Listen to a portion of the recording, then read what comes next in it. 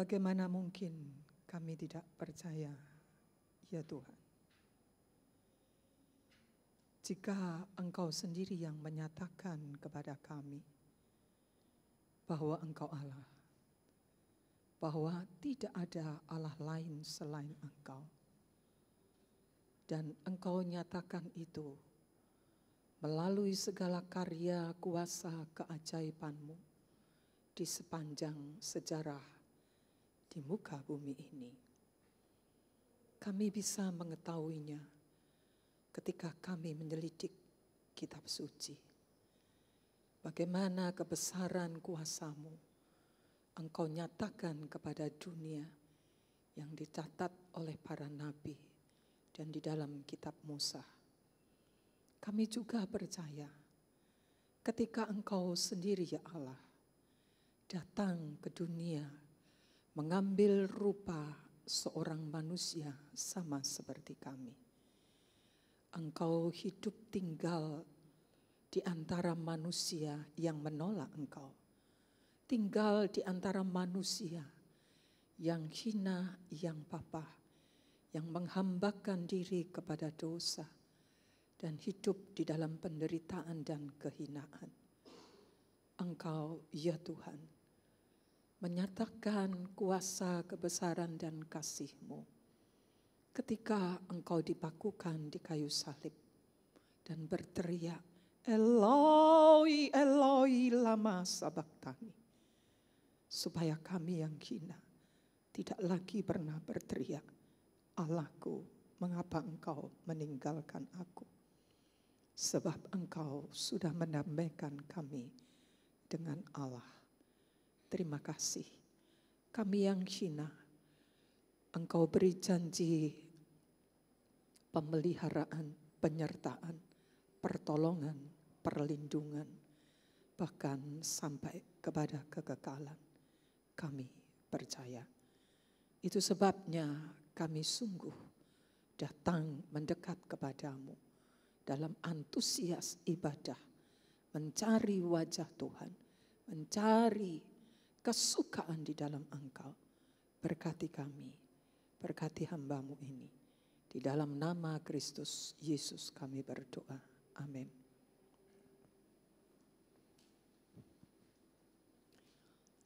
Selamat pagi. Mungkin sebagian belum mengenal siapa kamu itu. Siapa yang berdiri di depan ini? Saudara, saya berterima kasih. Pendeta Emil menelepon saya untuk saya pelayanan pada minggu ini. Saudara, nama saya, panggilan saya sehari-hari Lausesara. Atau kalau orang mengenal saya Mbak Sarah, Bu Sarah, Kak Sarah, Tante Sarah, gitu ya. Saya biasa dipanggil oleh jemaat Lausesara.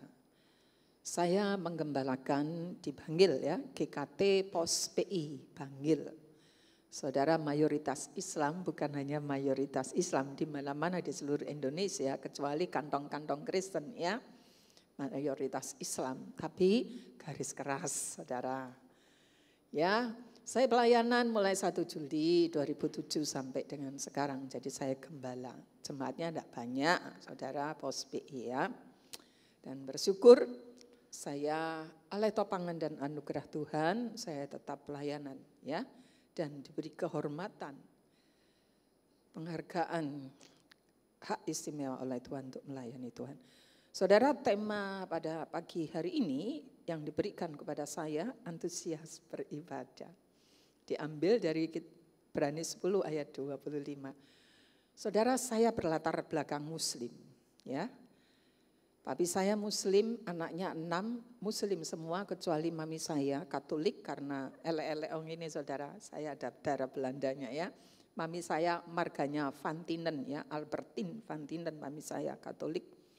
Tapi oleh anugerah Tuhan semua sudah diselamatkan. Bahkan papi, mami, anak, menantu, cucu semua. Saudara semua beriman kepada Tuhan Yesus. Saudara berbicara tentang antusias. Saya bertopat itu dari Pantai Kosta ya. Kabar mempelai. GPT Gereja Pantekosta Tabernakel, Saudara, Bintang Fajar, Pertemuan Gang 2 nomor 10 ya. Saudara-saudara tahu seperti apa Pantekosta ya.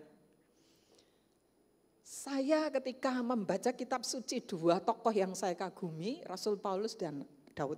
Kenapa saudara?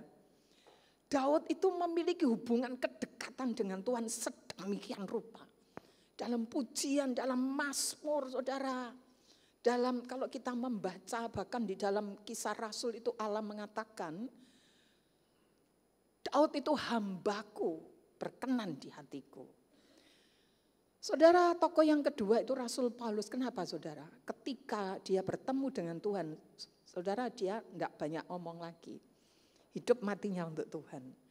Saya merenungkan bagaimana mungkin ya, kontras saudara, berbalik sedemikian rupa, tadinya mati-matian mau menghabisi kekristenan, tapi kemudian mati-matian untuk Kristus saudara. Kok bisa seperti itu? Seluruh hidup, pikiran, tenaga saudara sepanjang umur hidup sampai terakhir, sampai tetes darah penghabisan untuk Kristus. Dia berkata, aku tidak berhutang kepada siapapun, bayangkan. Saudara, satu pengabdian, dedikasi, pelayanan ketika dipanggil Tuhan, dia merasa boleh dikata sempurna dalam seluruh hidupnya. Gak berhutang apapun. Ketika Tuhan panggil dia untuk pekabar, mengabarkan Injil, dia tidak berhutang kepada siapapun. Saudara, kita masih punya banyak hutang, gak akan bisa kita bayar ya. Apapun gak akan bisa, itu sebabnya Kristus menggantikan kita. Berbicara tentang antusias ibadah, terus terang saudara, saya orang karismatik, hatinya tapi otaknya reform. Kenapa? Gembala saya itu ateis komunis, teman akrabnya Pak Tong.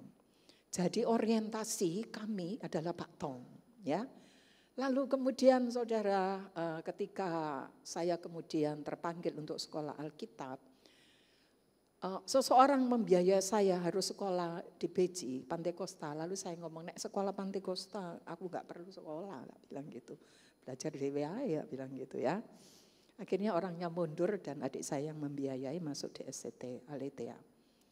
Saudara, hati harus menggebu-gebu kepada Tuhan seluruh hidup. Otaknya itu harus logis, diisi oleh kebenaran kitab suci, saudara. Sehingga jelas mengapa saya ibadah, mengapa saya melayani, mengapa saya berikan persembahan, mengapa all out untuk Tuhan, mengapa habis-habisan, mengapa gak ada ruginya, mengapa. Itu harus ada alasannya. Saudara, kalau hanya sekedar datang ibadah ke gereja, ya hadir setor supaya gak disambangi, gak dibesuki, waduh nanti omongnya kayak repot, wis ribet, sudah. Oh saudara, kalau seperti itu betapa hinanya, betapa bodohnya kita ya. Antusias beribadah, Ibrani 10 ayat 25. Saya mengajak kita untuk membacakannya bersama, Ibrani 10 ayat 25 ada di layar ya. 2, 3. Janganlah kita menjauhkan diri dari pertemuan-pertemuan ibadah kita, seperti dibiasakan oleh beberapa orang. Tetapi marilah kita saling menasehati dan semakin giat melakukannya menjelang hari Tuhan yang mendekat.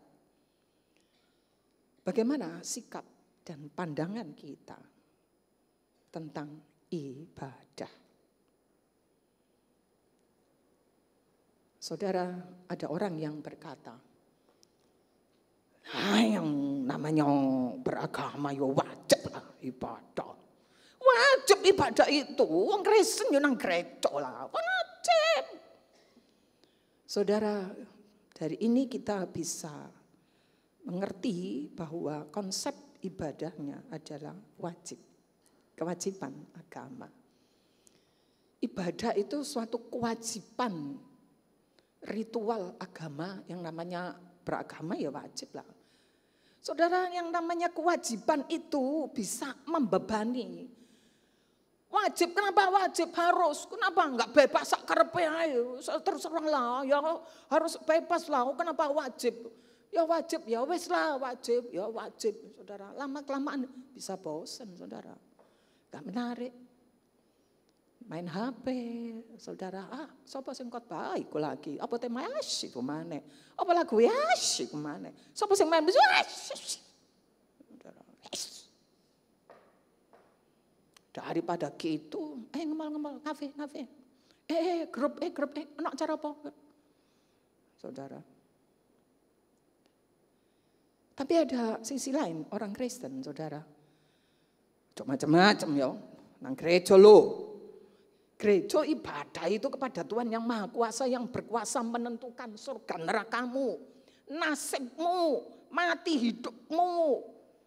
Dia yang menentukan berkat dan kutuk. Kalau kamu enggak ibadah, kena musibah lo kon. Celok lo, mati kon yo. Kok oleh berkat yo, makane lah kon bangkrut terus saiki to. Sakit toh, kena musibah toh, makane. Soalnya apa? Wingi gak nang gereja, pingin gak nang gereja. Pelayanan kon tinggal sakarepe dhewe. Terus saudara, ada orang-orang Kristen ke gereja karena takut kena musibah, takut dikutuk Tuhan, takut tidak diberkati, saudara. Ketika tidak diberkati karena tidak sesuai hidupnya lalu nyalakan Tuhan, gak gereja-gerejaan. Saudara, karena konsepnya ibadah adalah itu. Saudara, sesungguhnya ibadah itu adalah hak istimewa dan panggilan anugerah Tuhan untuk kita mendekat kepada Allah. Jadi ibadah itu hak istimewa. Saudara, dari mana kesimpulan ini saya buat? Diambil dari ayat sebelumnya 19, 20, 22. Ya, saya ringkas demikian. Oleh kematian Yesus itu kita sekarang berani memasuki ruang Maha Suci yang hanya bisa dimasuki dalam PL itu oleh imam besar saja 1 tahun. Dan imam besar saja itu kalau masuk saudara dak dikduk. Kenapa? Kalau melakukan kesalahan tidak sesuai, saudara bisa mati di dalam, tidak ada yang tahu. Kalau tidak keluar-keluar saudara itu sebabnya ada diikat saudara, lalu ditarik. Kalau tidak keluar-keluar saudara ditarik, wah kelinting-kelinting loh gak keluar-keluar berarti mati di dalam saudara. Ya, kalau tidak sesuai ya Allah akhirnya mati di dalam. Itu perjanjian lama ya. Yesus sudah membuka suatu jalan yang baru untuk kita. Sebab itu marilah kita mendekati Allah dengan hati yang tulus dan iman yang saya menjelaskan secara rinci, singkat seperti ini. Yesus sudah bayar mahal untuk kita. Untuk memberikan hak istimewa kepada kita untuk mendekat kepada Allah. Menikmati Allah, bersekutu dengan Allah. Tanpa takut mati, tanpa takut dikutuk, tanpa takut dimurkai karena Kristus. Saudara, dosa menjadikan kita terpisah, musuhnya Allah. Kita dosa itu memposisikan kita, mengambil jarak dosa, saudara. Memisahkan kita dengan Allah. Diri kita sendiri, bukan Allah yang memisahkan diri dengan kita. Tapi dosa, kita dan dosa kita. Sehingga tidak layak. Yesus rela mati mencurahkan darahnya yang suci di Kalvari demi pendamaian kita kembali.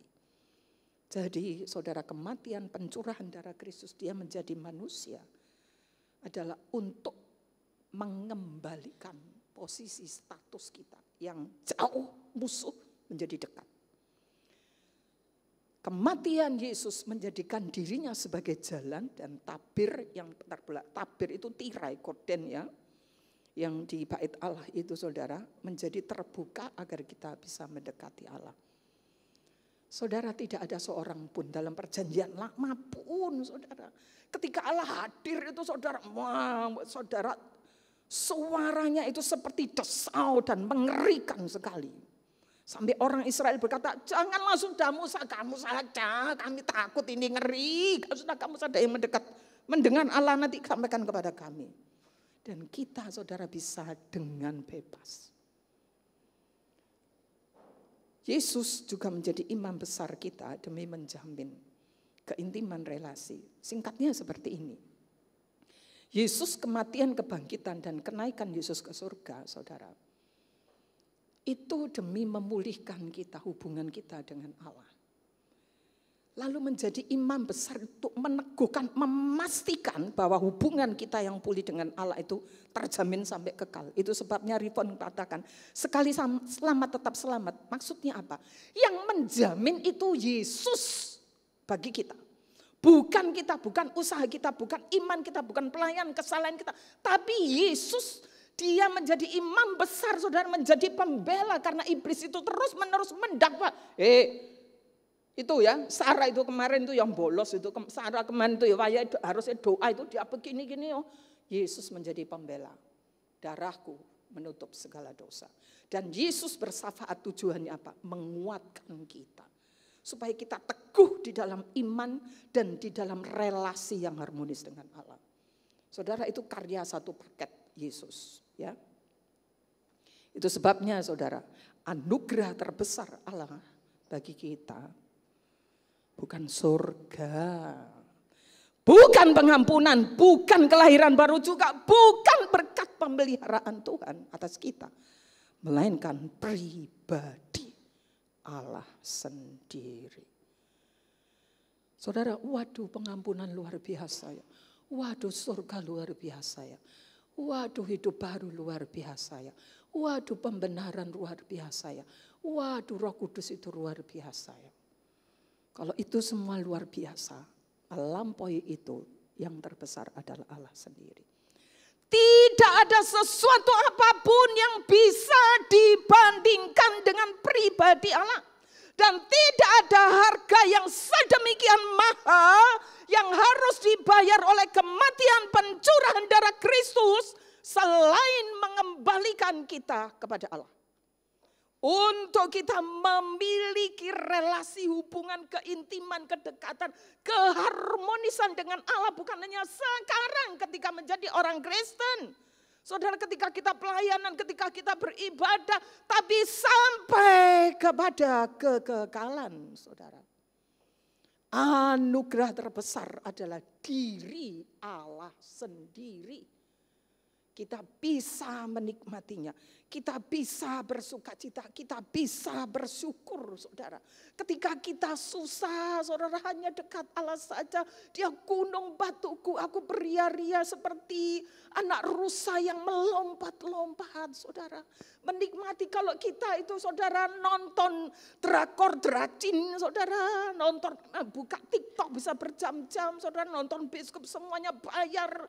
Saudara, tetapi kita bisa menikmati Allah itu semua imitasi, yang asli itu Allah sendiri, saudara. Allah adalah kebutuhan dan kesenangan dan kenikmatan ultimat kita yang tak tergantikan, yang sejati. Tapi manusia begitu bodoh, bahkan orang Kristen. Mengakunya Kristen, mengakunya pelayanan setia, tapi apa isi hatimu? Apakah engkau sungguh bersenang-senang? Sungguh menikmati Tuhan Allahmu? Kristus sudah membayarnya untukmu dan untukku. Mazmur 73 ayat 25 mengatakan, siapa gerangan ada padaku di surga selain engkau? Selain engkau tidak ada yang kuingini di bumi. Sekalipun dagingku dan hatiku habis lenyap, gunung batuku dan bagianku tetaplah Allah selama-lamanya. Kenapa kita mau di surga? Karena ada Allah. Kenapa saudara kita memuji, menyembah? Karena itu untuk Allah. Karena itu aku bertemu dengan Dia. Karena itulah kesempatan bagiku untuk aku mengekspresikan sukacita. Untuk aku bisa mengecap Dia. Untuk aku bisa merasakan sukacita. Damai sejahtera, kekuatan-kekuatan supranatural. Dan juga penghiburan-penghiburan kebijaksanaan dari Allah. Saudara, dunia ini hanya imitasi belaka. Karena itu jangan sia-siakan dan jangan anggap remeh. Datanglah kepada Allah tanpa beban dan motif tersembunyi. Takut kalau ibadah enggak diberkati atau dapat musibah, motivasinya jangan ada tersembunyi, tapi dengan tulus, dengan bersyukur, bergairah dan bersukacita. Saudara, gambar-gambar ini menunjukkan ada banyak jutaan orang yang mau meditasi, bertapa, semedi, termasuk papi saya dulu ketika agama kejawen. Saudara, berjam-jam di depan pintu paling belakang, bersila, ambak itu ada ini ya. Lalu saya pernah melihat papi saya bisa tinggi terbang, wah keren saudara. Itu saya kagum waktu, wah papiku begitu salehnya, yuk sampai bisa, wah keren. Saudara, untuk apa mereka lakukan itu? Untuk bisa menyatu dengan alam, bisa merasakan hadirat Tuhan, mendengar suara Tuhan, bisa bijaksana, cerah, hidup ini lurus, lempeng. Saudara, orang Kristen sudah beroleh hak istimewa, saudara. Bertemu dengan Allah sejati, bukan Allah-alahan. Maleakhi 1 ayat 1 mengatakan, aku dihormati oleh bangsa-bangsa di seluruh dunia ini. Di mana-mana dibakar dupa untuk menghormati namaku. Dan dipersembahkan korban yang pantas untuk menghormati aku. Bagaimana orang Kristen? Saudara pergi ke gereja. Saudara, ya masalah nang gereja. Di sini ya pokoknya nyanyi. Di mana apinya? Di mana antusiasnya? Saudara, Yesus bayar mahal, bukan hanya sekedar duduk, bukan hanya sekedar kasih uang, Tuhan tidak butuh. Kalau kita, saudara, mau all out, baik itu hidup, baik itu persembahan apapun, saudara, karena kita bersuka cita. Saudara, untuk seseorang yang kita cintai, yang kita kasihi, saudara, orang tua, suami, istri, anak, saudara, pacar, apapun dikasihkan. Saudara, orang Kristen begitu bodohnya ya. Antusias beribadah. Itu sebabnya dinasihatkan, janganlah kita menjauhkan diri dari pertemuan-pertemuan ibadah kita. Seperti dibiasakan oleh beberapa orang. Kenapa? Loh, soalnya Tuhan itu tahu orang Kristen tidak antusias. Orang Kristen gampang sekali bolos. Dia datang di absen teko setiap minggu. Hatinya kemana? Ada Yesus kah? Ada kasih kah? Tuhan tahu itu sebabnya firman Tuhan dikasihkan kepada kita, saudara. Karena itu jadikan Yesus yang sudah bayar itu, mahal itu sebagai alasan dan dorongan untuk setia beribadah bertekun, saudara. Antusias beribadah, saudara, bukan hanya ketika kita ibadah sepenuh hati, saudara, berkobar-kobar, nyanyi sadu begitu sepenuh hati, merasakan, menikmati Tuhan. Ketika sukacita bersorak-sorai, jangan. Mari kita bersukaria, karena ini hari bahagia. Wah, saudara, siapa kita ini ya? Dan juga setia beribadah itu konstan, tidak pernah bolos, tidak akan pernah mau bolos apapun, saudara, apapun. Kenapa? Harus Yesus yang menjadi alasan dasar korban. Bayar mahal itu harus mengubah kita, harus menyentuh hati kita, harus mengiluminasi kita sehingga terjadi perubahan. Sehingga kita tahu mengapa kita melakukannya, mengapa kita antusias. Jangan biarkan apapun dan siapapun menjadi alasan untuk absen. Saudara, ketika saya pelayanan di GKT, pertama kali praktek di GKT Solavide dulu ya, Porong sebelum ada apa itu? Lumpur itu ya. Itu pertama kali saya tingkat 2, tingkat 1 masuk tingkat 2. Usia saya waktu itu memang lebih tua sampai sekarang lebih tua dari pendeta Adi, lebih tua ya. 1 tahun atau 2 tahun saya lupa. Saudara, saya kaget-kaget ya. Pergi gereja anak-anak muda itu enak sekali, kasih pelayanan, saudara, enggak muncul saudara. Lalu ke gereja enggak bawa Alkitab, soalnya di gereja disediakan Alkitab ya. Lalu kalau saya tanya kenapa? Oh loh, ya nanti, kalau pas ada temanku loh, nanti hari Sabtu itu biasa itu ya loh, bawa Alkitab kan, terus didekain di Alkitab ya loh, ya pergi, ya kan, terus gak nang gereja ngono ta. Saudara, saya heran sekali. Saudara, saya dari Pantai Kosta, saudara tahu ibadah gereja bukan hanya sekitar. Di Petemon jemaatnya itu ada di Aloha, itu opa-opa, sekarang sudah almarhum ya, opa ya. Lalu saudara di Wiyung, di Menganti, lalu kemudian di Mulyosari. Saudara di tempat-tempat yang jauh dan tidak pindah tempat gerejanya, tetapi ketemu gembala yang iku, ketemu wong-wong sing iku. Saudara sama dan tidak berubah. Banjir deras, saudara, pacuan kuda, Petemon, Bromo, Petemon kali terkenal banjir, saudara. Kalau banjir sudah segini, saudara, sini. Bolos ke gereja? Tidak, saudara. Saudara pakai dikreseki gitu ya, kreseki, sepatunya dicengkeweng, yang mobil itu saudara diparkir di Bromo sana, saudara masuk ibadah, tetap ibadah. Saya masuk GKT, saudara, saya kaget saudara. Ibadah doa, saudara, wangi pirang gelintir. Saudara, ibadah itu hari Rabu, itu pendalaman Alkitab.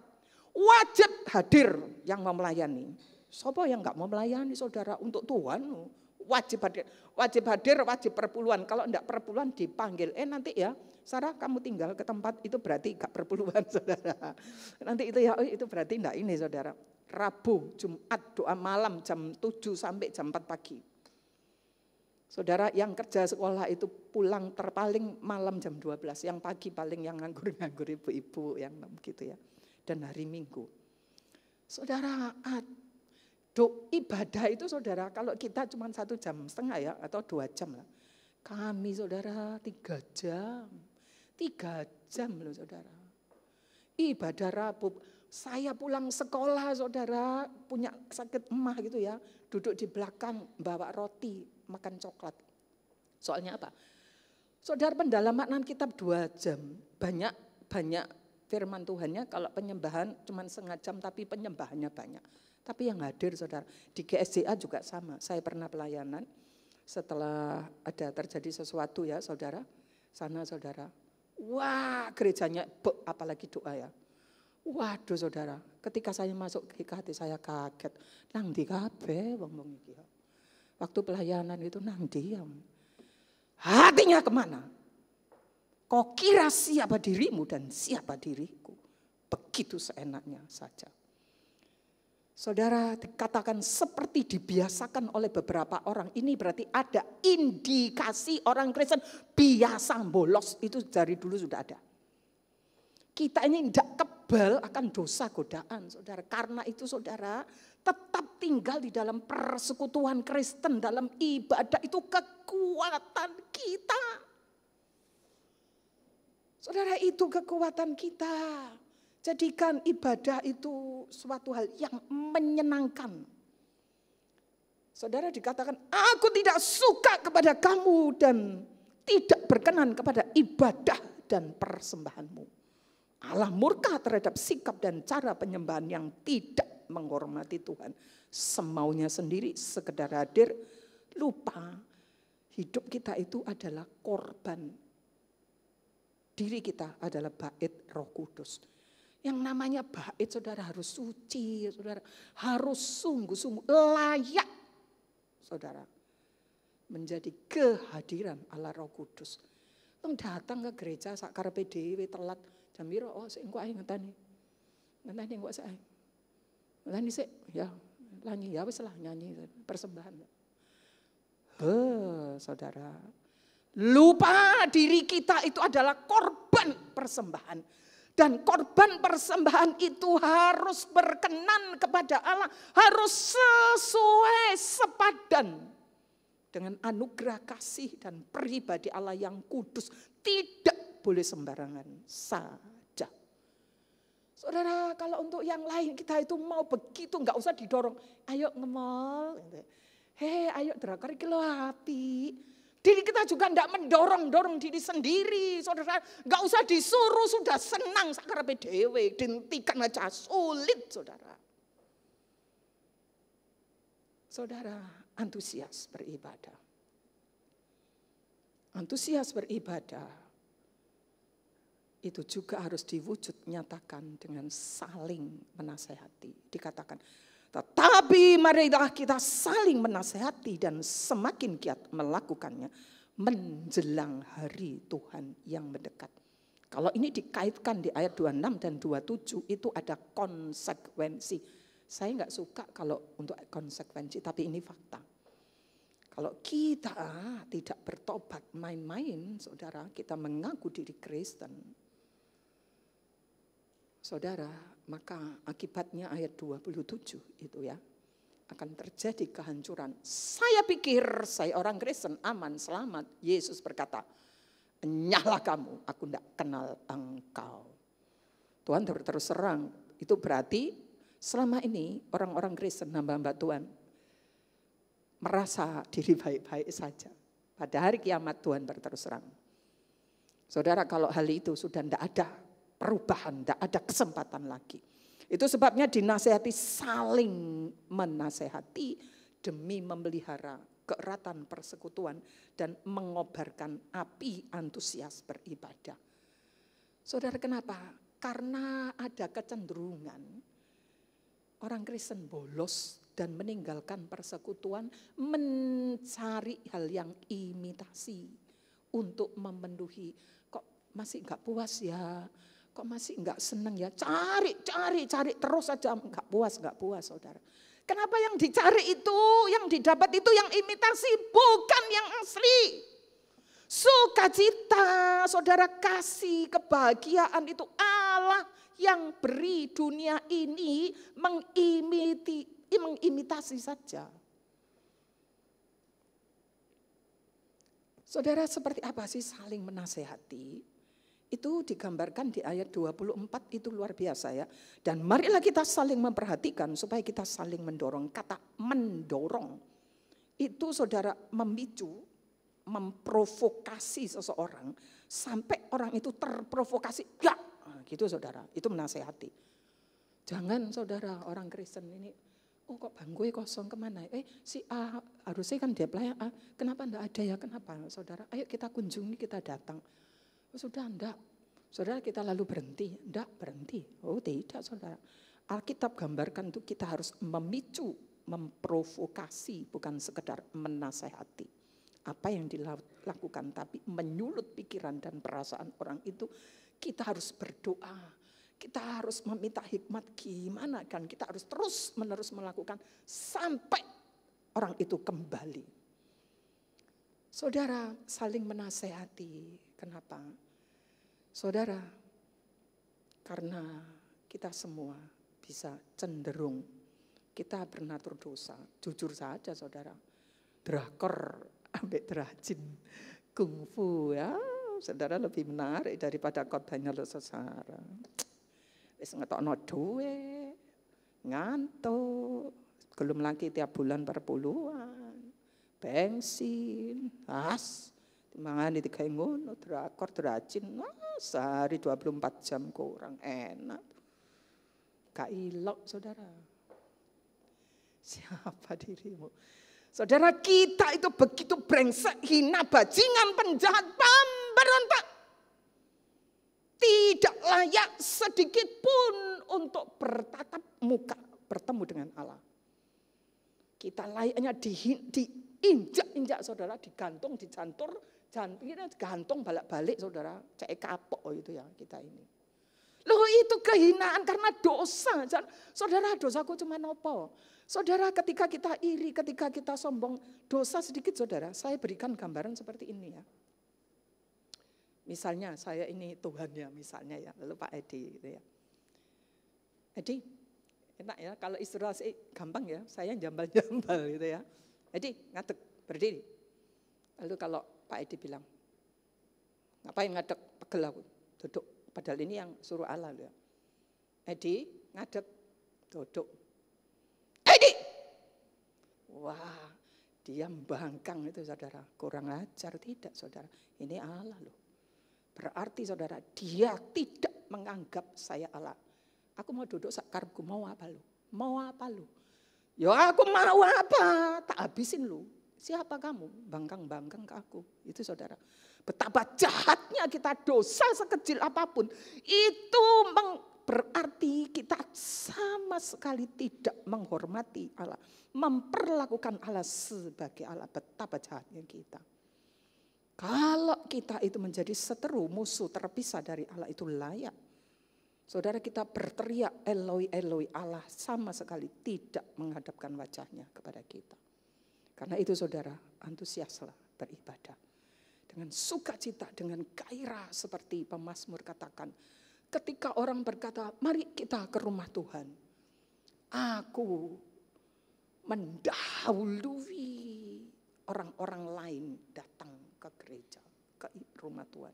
Itu ingatan dia ketika dulu ketika masih, itu Daud ya, ketika masih ada di bait Allah bisa menikmati, tapi waktu itu dia ada dalam pelarian sehingga dia tidak bisa. Aku ingat dulu. Saudara, mari kita nikmati. Nikmatilah Allah. Menyanyilah, pujilah, berdoalah, hadirlah terus menerus, jangan pernah absen. Saudara mau hak saudara diambil? Kita maukah hak kita diambil? Ketika kita berkesusahan, kita datang. Ngapain? Hakmu sudah tak ambil, kamu tidak layak, tidak berhak. Aku akan berterus terang kepadamu. Lu kan aku masih Kristen, itu katamu, kataku bukan. Enggak ada aku Yesus dalam hidupmu. Dari mana engkau yakin bahwa aku ada dalam hidupmu? Saudara, itu sebabnya antusias beribadah. Yesus dan anugerahnya harus menjadi landasan alasan kita beribadah. Yang mempengaruhi, yang mengiluminasi, ya, yang sungguh mengubahkan kita. Sehingga kita tahu mengapa saya beribadah, mengapa saya harus bersukacita, saya berantusias, mengapa. Kita harus setia beribadah, bukan hanya tidak bolos, tapi setia dalam antusiasnya itu, saudara, terus menerus. Saudara, dalam kesusahan, dalam segala keadaan, hanya dekat Allah saja aku tenang. Saya ingat ibu gembala saya dulu, tidak bisa tidur hampir 1 bulan lama, saudara. Pergi ke dokter, saudara, untuk memeriksakan diri, enggak diketahui alasannya. Lalu kemudian dia ingat pemazmur, hanya dekat Allah saja. Lalu dia terus itu yang mendekatkan diri. Saudara, Yesus berkata, datanglah kepadamu kamu yang letih lesu dan berbeban berat, aku memberikan kelegaan. Alamilah itu, milikilah itu. Yang memberikan kekuatan supranatural, memberikan penghiburan. Rasakan itu, bersekutu, antusiasnya dalam ibadah, dalam mencari Tuhan setiap hari. Dalam bersaat teduh, antusiaslah, rasakan itu. Milikilah pengalaman iman, pengalaman rohani yang diberi kelegaan oleh Tuhan.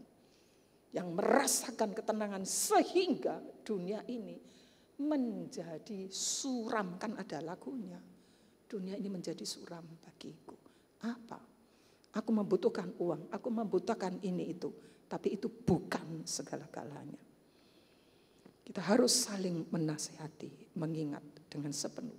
Seperti kita menyelamatkan seseorang dari kobaran api, bisa jadi kita yang kena cilatan api ya. Saudara, saya tutup khotbah saya. Menasehati dan tetap antusias. Itu bisa digambarkan seperti kayu-kayu bakar yang masuk dalam tungku. Ketika kayu-kayu bakar dijadikan satu dalam tungku perapian, terbakar memberikan kehangatan. Tapi kalau salah satu kayu bakar diambil, dikeluarkan dari tungku, memang awalnya berasap, berapi, saudara. Tapi lama-lama bisa mati. Saudara, bisa kena panas, kena hujan, kena angin, demikian juga kita. Ketika kita tidak antusias dalam ibadah, dalam kesetiaan, kita keluar, saudara. Sekalipun kita di dalam gereja, tapi kita sudah mengeluarkan diri kita. Saudara, maka api itu lama-lama padam dan habislah kita. Mari kita menundukkan kepala, minta dengan kasih. Pendeta Emeritus Edi Untoro berdoa. Allah Bapa yang bertahta dalam kerajaan surga, kami sungguh bersyukur ya Tuhan. Karena Engkau tiada henti-hentinya menyatakan kebenaran-Mu melalui firman Tuhan, melalui hamba-Mu, kami diingatkan kembali untuk boleh bagaimana kami datang di hadapan hadirat Tuhan dengan hati yang berkobar-kobar, dengan hati yang penuh dengan gairah dan sukacita, bahkan dengan antusiasme. Ya Tuhan, Kau sungguh rindu melihat anak-anak-Mu yang datang dengan gairah yang besar, dengan antusias yang sungguh-sungguh untuk boleh merasakan hadirat Tuhan, merasakan akan kuasa Tuhan dan pimpinan Tuhan. Terpujilah nama-Mu ya Tuhan, tolonglah kami, bukan sekedar kami mendengar firman-Mu, bukan kami tahu, tapi kami boleh menjadi pelaku firman yang setia. Benar Tuhan. Kau urapi dan berkati hamba-Mu yang telah menyatakan kebenaran-Mu dengan anugerah surgawi. Terima kasih Bapa, kami bersyukur, kami berdoa dalam nama Tuhan kami Yesus Kristus. Amin. Terima kasih Pak Edi, saya kembalikan.